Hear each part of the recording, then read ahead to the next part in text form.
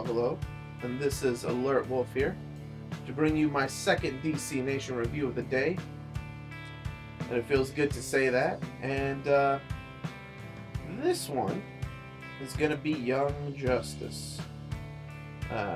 Young Justice, episode 11, or season 2, episode 11, and this is Cornered.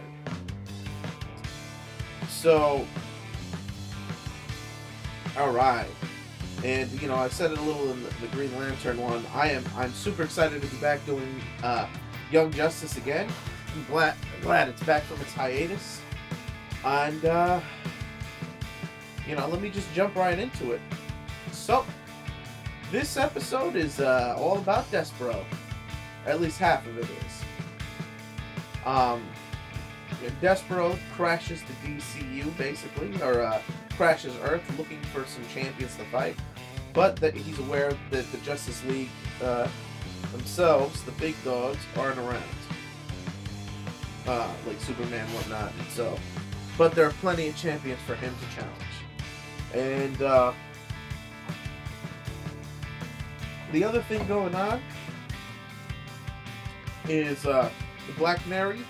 She interviews some of the survivors, or the people that were rescued, the children that were rescued, try to figure out what's going on. We get to see our man Virgil, Static Shock, or Static, and he even mentions Static Shock, which is pretty cool. When talking about it, and at the very end, we see him use a little bit of his powers by accident, so it's pretty cool. And you know what? Let me, I'm gonna break, since this is an A and B type of episode, let me just get rid of this, or technically, the beginning is C, so it's an ABC episode, because 3 things going on.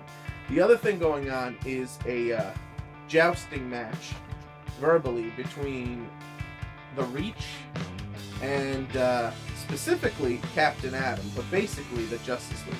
So, you know what? Let me get through. I'm gonna hit each one individually to break it up. So let's just go real fast the jousting match. So, you know, obviously they went on TV, and the League wanted to meet with the ambassadors behind closed doors. Godfrey, of course, talked some smack about the League because he hates the League because he's evil. Then you have, basically, you know, I never understood this. Just come out and say who these people are. That these people working for a gang of international terrorists, basically, called the Light. Basically, all the supervillains. Just say it.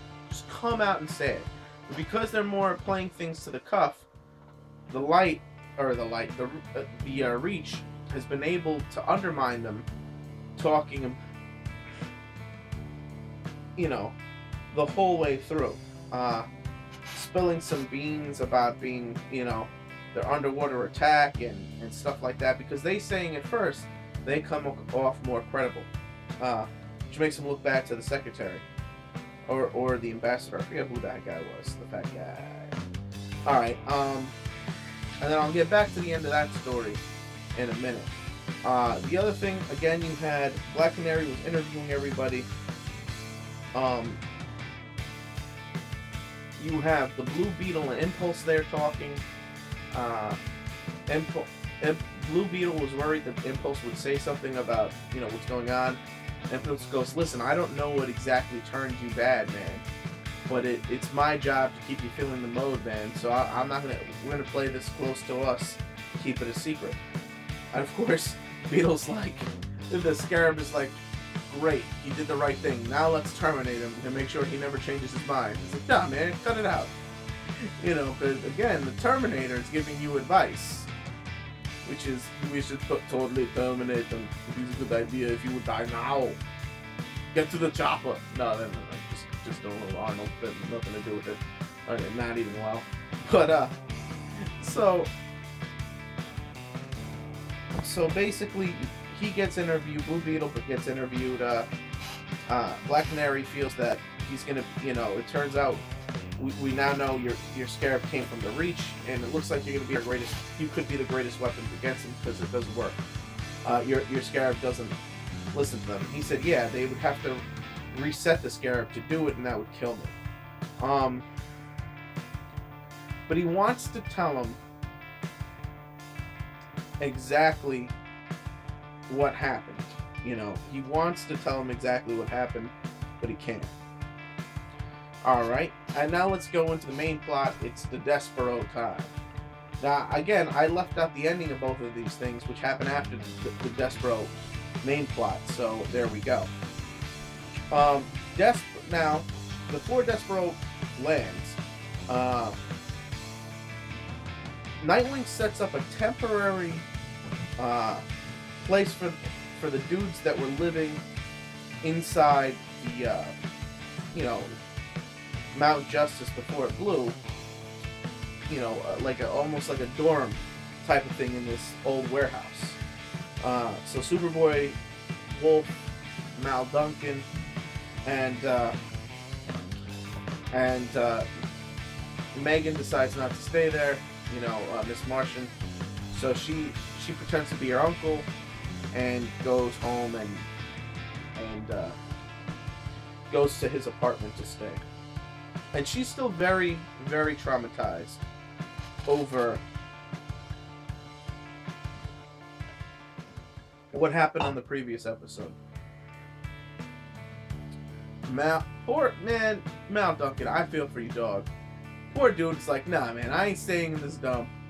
I'm gonna go. I have other arrangements. So he goes to the Hall of Justice to talk to his chick.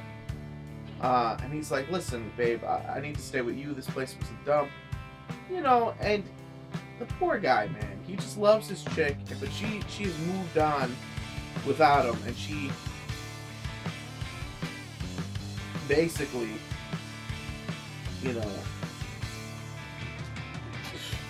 it's not about him anymore, but she hasn't told him yet. And she's like, I don't think you can stay at my place. That's a bad idea.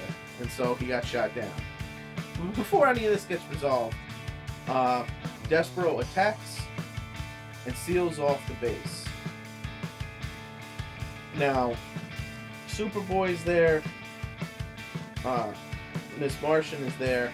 Well, Superboy and Miss Martian actually went to go talk, and then they're also at the Hall of Justice. So the fight happens, and first person to pick a fight is Zatana and Captain Marvel. Despero starts messing them up because Despero's badass. He's on par with Superman, you know what I mean? Or Mongol, like he's up there. So they start fighting. He uses his third eye to stop Zatana from using any spells. And he makes her catatonic. The fight goes on. And really, all the heavy hitters go. Superboy goes up, and he's not doing much better. All the heavy hitters are just not able to stop Despero. So finally, and Despero's robotic companion. So finally, seeing the old Guardian uniform on the floor, Duncan comes up with a plan. He's a regular dude, just in good shape. So he gets into costume as the Guardian and says he's the Guardian of the Earth or something, and Earth's underground Guardian or something, and he's trying to bluff his way through a battle while they stall. Megan or Magan is trying to do a mind blast or something, and they're encapsulated by a force field. I forgot to mention this. There was some good fight sequences with Captain Marvel. Like he tried to use the power of Shazam to lightning bolt him, and that didn't work. And then he put him into the catatonic coma. And the reason for it is he's a sportsman when he fights, so he's not going to fight women and children for the most part. And he wants to fight one-on-one. So Duncan is stalling. Finally, Magan,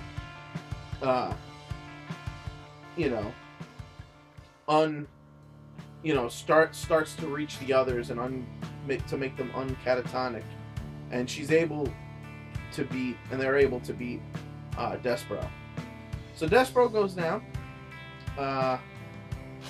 and then we have the shield. They couldn't get the shield down, so Adam. This is where the Adam story kicks off, because Adam and the Reach get there along with the whatchamacallit, and they're like, oh, why don't you use the watchtower to blast the shield, and because they couldn't break it. And finally, and then basically just releasing all his secrets. So the Reach help out, take out the shield, and get rid of Despero, and making the League look even worse. And the Hall of Justice is in rubble. So now, at the end, now Duncan just decides to stay with the rest of the guys in Buddha Heaven. And then, or Haven, not Heaven. And then,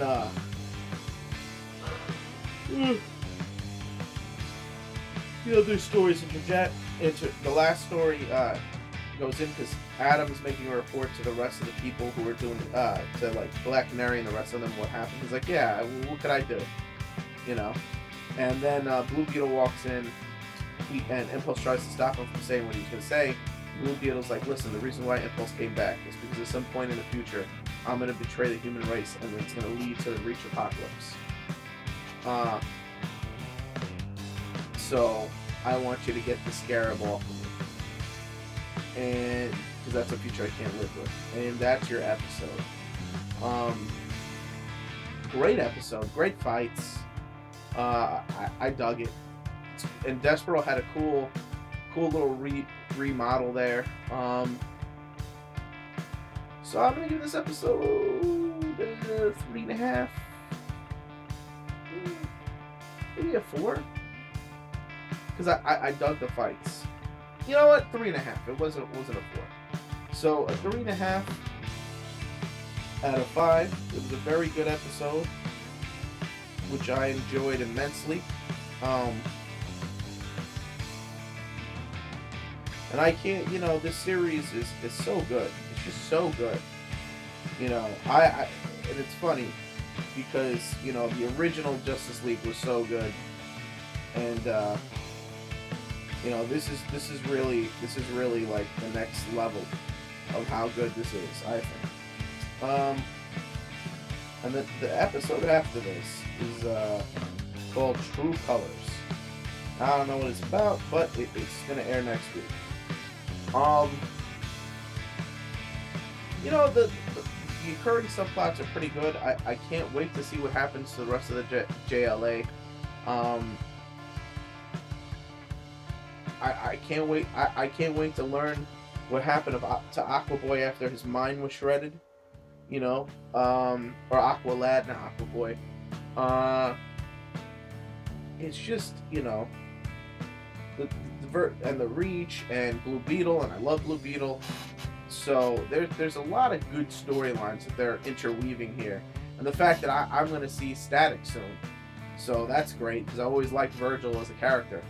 So the rest of the season is hopefully it's going to shape up to be something nice. So I'm digging the whole thing. Alright, so that being said, click it up if you like it, comment if you must, subscribe if you can, and this is alertwolf signing out.